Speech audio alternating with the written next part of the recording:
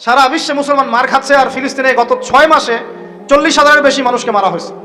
আমি আজকে এটা নিয়ে রিসার্চ করতে গিয়ে দেখলাম যে ওখানকার পাদ্রীরা বলতেছে, ওখানকার যারা পাদ্রী, ইহুদি পাদ্রী যারা, এরা কত বদের হাড্ডি দেখেন।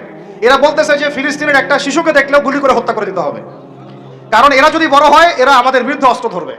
ওরা কিন্তু বুঝে ফেলছে ঠিকই কথা, ওরা যদি বড় হয় ঠিকই আমাদের বিরুদ্ধে কি করবে, অবশ্যই ধরবো আমরা, অবশ্যই ফিলিস্তিনের বাচ্চারা তোমাদের বিরুদ্ধে অস্ত্র ধরবেই ধরবে ইনশাআল্লাহ।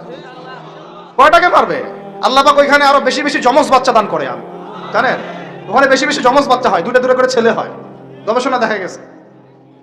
এখানে আপনারা বাচ্চা কমানোর প্ল্যান করছেন না, একটা করে নিব না, দুইটা করে, আর ওইখানে আল্লাহ পাক যমজ যমজ ছেলে বাচ্চা দিচ্ছেন মাশাআল্লাহ। আর ওখানে মুজাহিদ দরকার।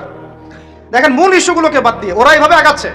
ওরা চায় পুরো হোলি ল্যান্ডটাকে দখল করতে, একদম মুসলমানদেরকে 100% নির্মূল করতে। আর আরবের মুনাফিক রাষ্ট্রগুলোকে তো ওদের তাবেদার বানায় ফেলছেই। ওদের কাজ খেপসা খাওয়া।